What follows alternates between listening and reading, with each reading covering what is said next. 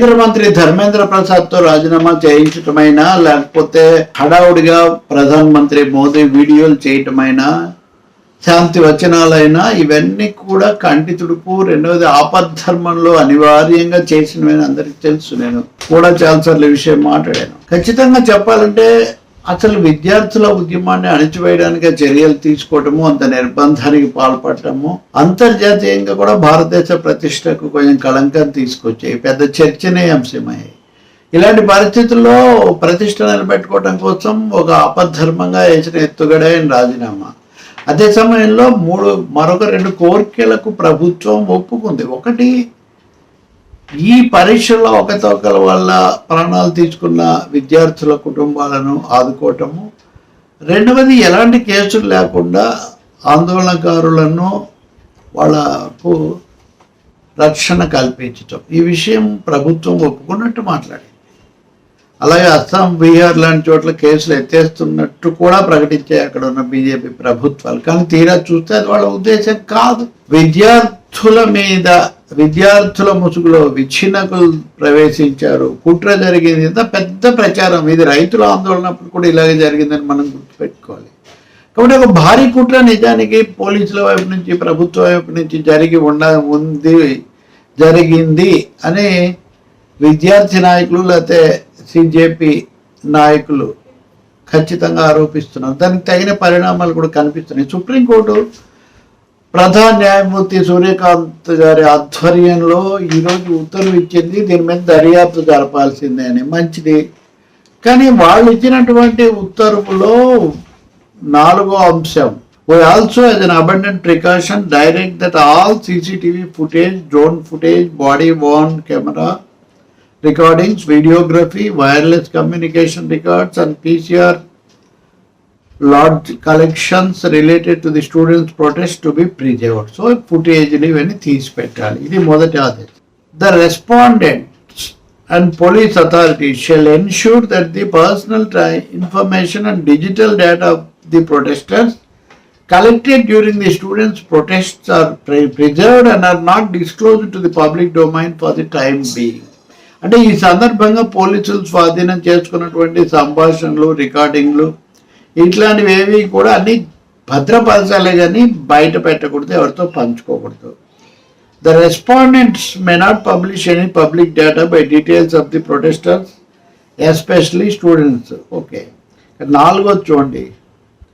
The NCT అంటే national capital territory, NCT of Delhi and other states may proceed with the investigation of FIRs registered. However, no coercive measures should be taken against the protesting students. Such protection nonetheless shall not be extended to the persons with criminal antecedents.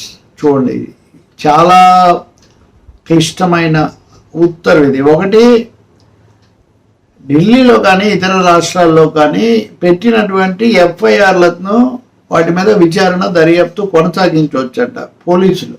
అయితే అదే సమయంలో నిర్బంధమైన చర్యలు తీసుకోకూడదంట. కానీ వాళ్ళకి రక్షణ కల్పించాలి. కానీ ఎవరికైతే క్రిమినల్ బ్యాక్గ్రౌండ్, నేరపూరిత నేపథ్యం ఉందో వాళ్ళకి మటుకు ఏమి రక్షణ కల్పించనక్కర్లేదంట. నేరపూరిత నేపథ్యం అంటే ఇప్పుడు చూడండి, పార్లమెంటుకు యాత్ర జరిపిన వాళ్ళలో 101 మంది హత్యారోపణల నేపథ్యం ఉన్నాయని పోలీసులు ఆరోపిస్తున్నారు.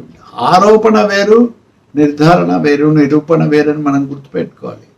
కాబట్టి ఇక్కడ ఆ నేరం కింద, ఆ ఆరోపణ కింద వీళ్ళందరినీ, ఆ తర్వాత all states are hereby instructed to release children under the age of 18 who have been reported to be arrested or detained in connection with the ongoing protests and who do not possess any criminal antecedents.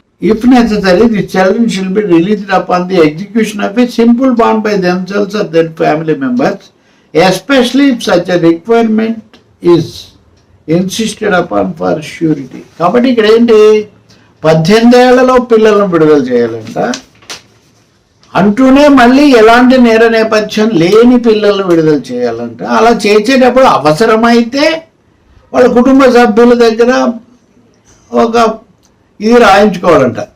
ఇంకేముందండి దీంట్లో? ఇంకో విషయం, అస్సాంలో బీహార్లో తీసేశారు, కానీ ఢిల్లీలో proceed అవ్వమని కోర్టే అనుమతి ఇస్తుంది. బెంగాల్లో కూడా పెద్దగా ఏమీ ఆపలేదు. పాతగా ఆపకపోవడం కాదండి. ఈరోజు సిపిఎం కార్యాలయం ఏకేజీ భవన్ అంటారు ఢిల్లీలో, ఏకేజీ భవన్లో పోలీసులు జొరబడి ఆశీష్ ఘోష్ అని ఆమె జవహర్లాల్ నెహ్రూ యూనివర్సిటీ జేఎన్యు మాజీ విద్యార్థి సంఘ అధ్యక్షురాలు, మొన్న పోటీ కూడా చేశారు ఆమె సిపిఎం తరఫున బెంగాల్లో.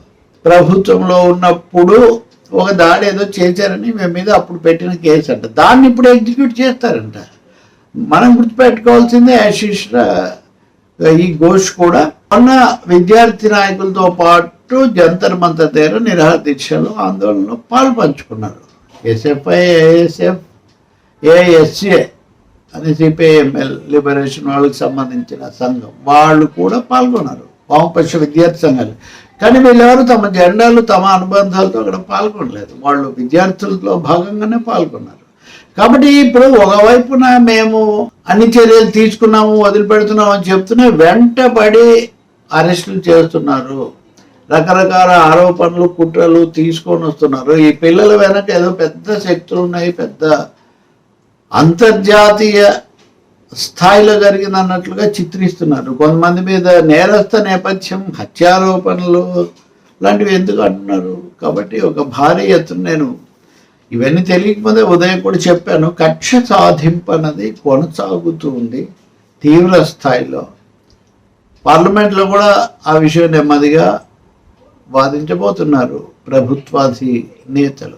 దీని మీద సిజేపీ ప్రతినిధులు అభిజిత్ దిప్కే అలాగే రాక వాళ్ళు ఈరోజు మాట్లాడారు.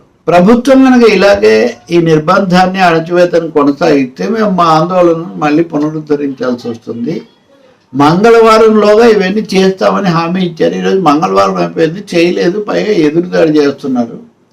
దీని మీద మేము తీవ్రంగా స్పందించాల్సి వస్తుంది, ఇది అన్యాయం అని వాళ్ళు చెప్పారు.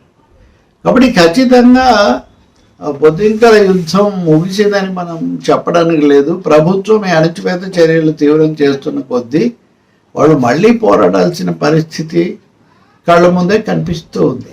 చూడాలి మరి.